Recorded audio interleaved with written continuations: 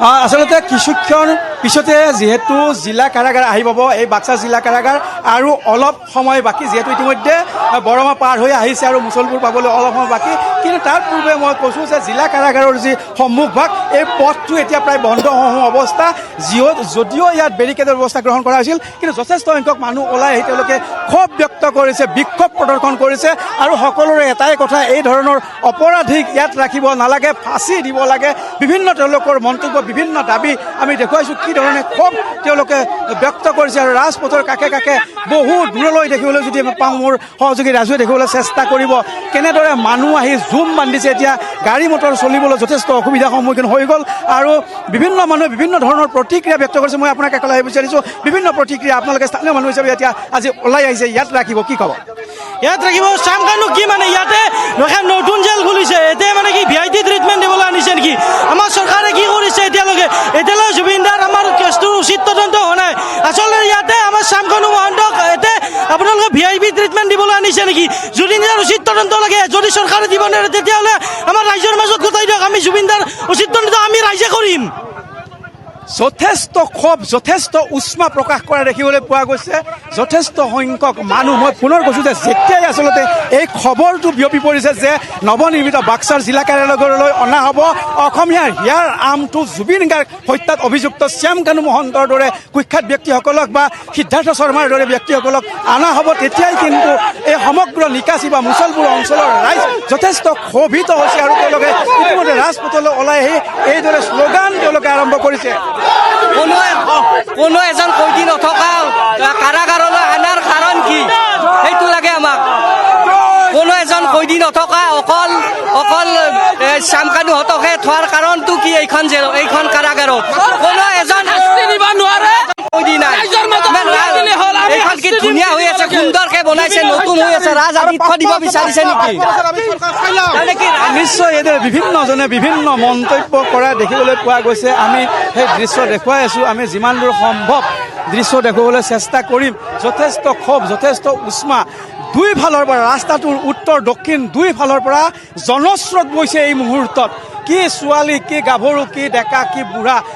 ক'লাত কেঁচুৱা লৈও আহি এই তীব্ৰ ৰ'দ এই প্ৰখৰ ৰ'দৰ পিছতো আহি ৰাইজে এইদৰে অৱস্থান কৰিছে চাওক কিদৰে দৌৰি দৌৰি মানুহবিলাক আহিবলৈ আৰম্ভ কৰিছে সকলো ওলাই আহিবলৈ আৰম্ভ কৰিছে যেতিয়াই এই খবৰ বিয়পি পৰিছে তেতিয়াই এইদৰে জেলৰ যে সন্মুখ ভাগত এতিয়া এইদৰে যথেষ্ট জনসংখ্যা বাঢ়িছে মানুহ ওলাই আহিবলৈ যত্ন কৰিছে খবৰ পোৱাৰ লগে লগে এইদৰে মানুহ আহিছে মই আপোনাৰ কাষলৈ আহিব বিচাৰিছোঁ যথেষ্ট মানুহ আহি এতিয়া ভৰি গৈছে কি ক'ব আপোনালোকে আচলতে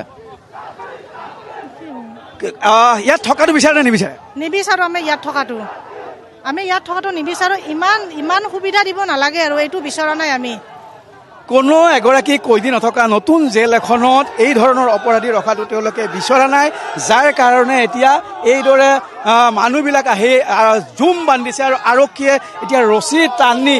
তেওঁলোকে নিয়ন্ত্ৰণ কৰাৰ কাৰণে চেষ্টা অব্যাহত ৰাখিছে কিন্তু যি ধৰণৰ এক প্ৰতিচ্ছবি দেখিবলৈ পাইছোঁ যদি আমি দূৰলৈ যদি চাওঁ মোৰ সহযোগী ৰাজুৱে যদি দেখুৱাবলৈ চেষ্টা কৰে ভিডিঅ' জাৰ্নেলিষ্ট ৰাজুৱে দেখুৱাব কিদৰে অকল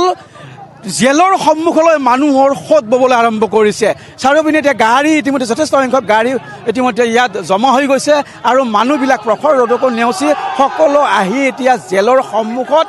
অৱস্থান কৰা দেখিবলৈ পোৱা গৈছে মই পুনৰ কৈছোঁ যে যি নিৰাপত্তাৰ ব্যৱস্থা এতিয়া যেন এই নিৰাপত্তা যিহেতু বেৰিকেড ভাঙি আহি সন্মুখ পাইছে যে আৰক্ষী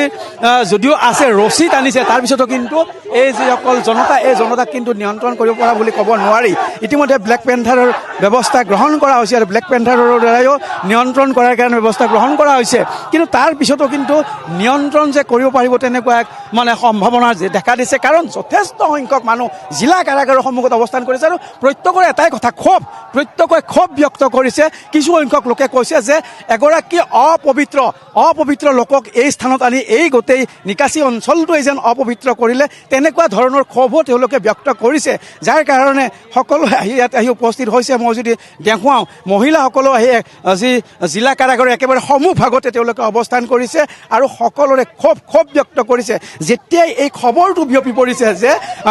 এই যিখন নৱনিৰ্মিত কাৰাগাৰ এই কাৰাগাৰ অনা হ'ব তেতিয়াই কিন্তু এইদৰে ক্ষোভিত হৈ পৰিছে স্থানীয় লোক নহয় আজি আমাৰ জুবিনে আমাৰ আগৰ পৰা সাধাৰণ মানুহ ইমান আজি চিকিউৰিটি দেৰি লাগে এবাৰ ৰিস্ক কৰবাই কিহৰ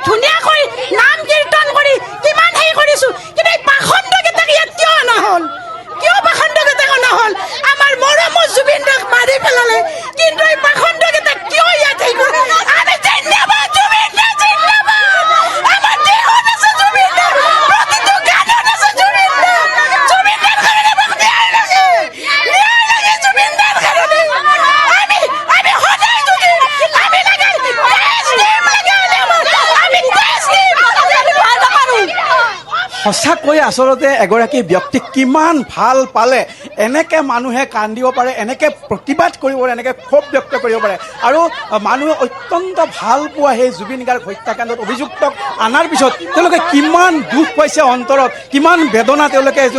এই কথা তেওঁলোকৰ বক্তব্যত প্ৰকাশ হৈছে বা এই দৃশ্য দেখিলেই এই কথা অনুমান কৰিব পাৰি যে স্থানীয় মানুহে কিমান দুখ, কিমান ক্ষোভ তেওঁলোকৰ। ইতিমধ্যে তেওঁলোকে যথেষ্ট কথা কৈছে। এগৰাকী বৃদ্ধা আইতা, মই আপোনাক একেলগে কৈছোঁ, ইমান ধুনীয়াকৈ ৰাখিব লাগে সিহঁতক ইমান ধুনীয়াকৈ ৰাখিব নালাগে নহয়। সিহঁতক ৰাখিব লাগে পায়খানাত, সিহঁতক ৰাখিব লাগে ফুটপাথত ৰাখিব লাগে। সিহঁতে ভাল কাম কৰা নাই নহয়, গতিকে সিহঁতে এনে ধুনীয়া জেগাখিনিত কিয় সোমাব লাগে?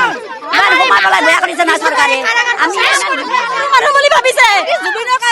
কাৰণে কি অনুৰাগী ৰাজনীতি হৈছে নেকি? ৰাজনীতি হৈছে। হেমন্ত বিশ্ব শৰ্মাই ৰাজনীতি পুনৰ ৰাজনীতি কৰিছে ইয়াত, জুবিনৰ কাৰণে ইয়াত ৰাজনীতি কৰিছে। তেওঁৰ ঘৈণীয়েকে ফাঁচি যাব বুলি তেওঁ ৰাজনীতি কৰি আছে ইয়াত। তাৰ কাৰণে চামকানু মহন্তক ইয়াক আনিব লগা হৈছে 5 কাটি দিলাক। কিয় ইয়াত ইমান নাচিয়েল খানা নাছিল নেকি? গুৱাহাটীত আছে, নলবাৰীত তাত দৰকাৰ হলে ইয়াক আনি লেতেৰা কিয় কৰিলে? এয়াই স্থানীয় মানুহৰ ক্ষোভ। আমি